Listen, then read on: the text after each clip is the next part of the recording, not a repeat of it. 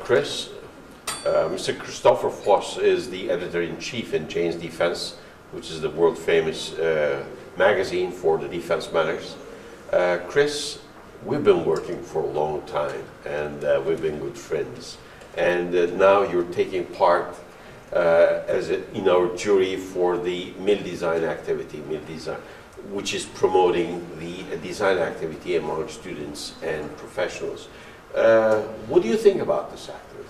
I think this is probably the right time to have this type of event. As you say, you've got one for students and one for professionals.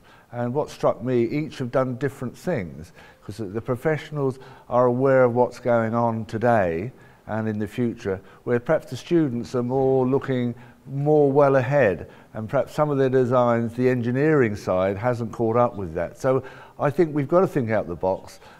Vehicles haven't changed in some ways for 20 or 30 years, and some of the designs are giving a step change in capability.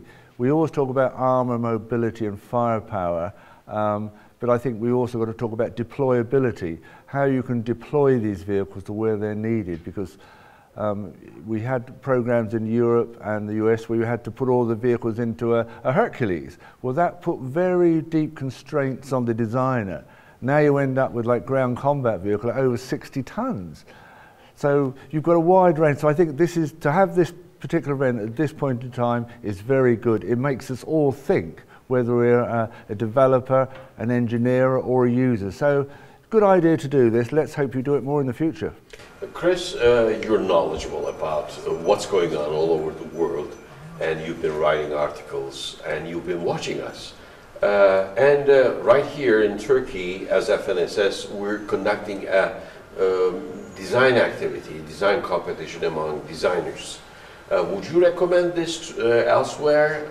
Well, I think you would do it. So I've been coming here for a long time, and in the early days you licensed manufactured vehicles, but now you've moved beyond that. So now you've got your own research and development capability, so you can design vehicles not necessarily to meet the requirements of Turkey, but most of your success have been for the export markets. But on the export market, many customers want different things, like if we talk about turrets or remote weapon stations. So you're now offering not just tracked vehicles, but wheeled vehicles. You're offering turrets and remote weapon stations.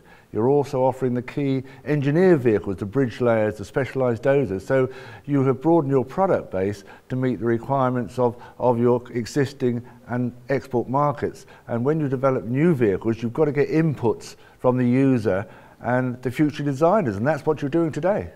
Thank you, Chris. As the leading land systems manufacturer, FNSS, in its 20 years of existence, is now going into the indigenous design of its own products, and thereby we're utilizing the workforce available in Turkey. But in the meantime, in Europe, the industry is shrinking.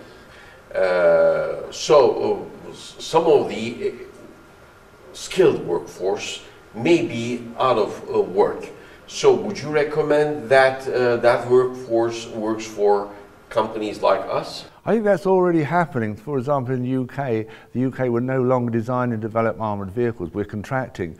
But there is a trend for engineers travel.